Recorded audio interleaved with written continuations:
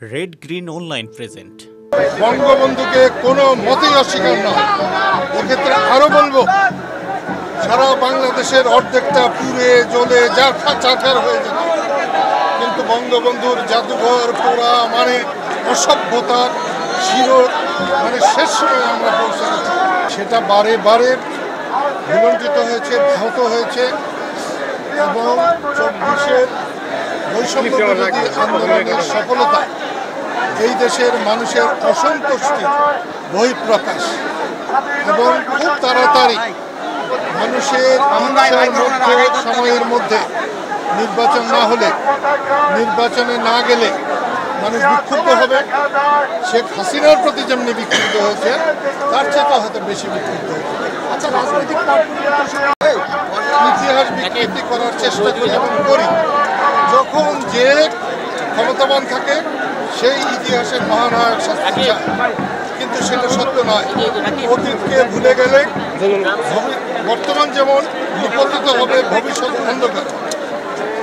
আমি একটা জিনিস বলবো, স্বাধীনতাকে মূল্য দিতে হবে, স্বাধীনতার বীর সৈনিকদের মূল্য দিতে হবে, শহীদদের মূল্য দিতে হবে, স্বাধীনতার নেতৃবৃন্দকে মূল্য দিতে হবে।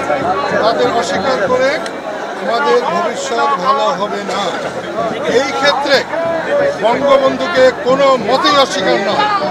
এক্ষেত্রে আরো বলবো, সারা বাংলাদেশের অর্ধেকটা পুড়ে জ্বলে চারখার হয়ে যেত, কিন্তু বঙ্গবন্ধুর জাদুঘর পোড়া মানে অসভ্যতার শেষ সময় আমরা পৌঁছে গেছি।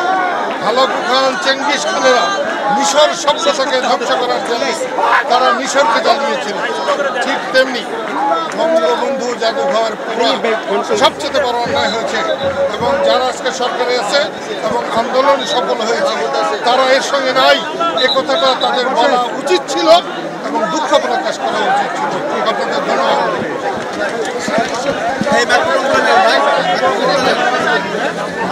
এই বিশেষ প্রতিবেদনটি যদি আপনাদের ভালো লেগে থাকে অথবা উপকৃত হন, তাহলে অবশ্যই এই চ্যানেলটি সাবস্ক্রাইব করুন এবং লাইক, কমেন্ট ও শেয়ার করে রেড গ্রিন অনলাইনের সাথেই থাকুন। Thanks to everyone. Red green online.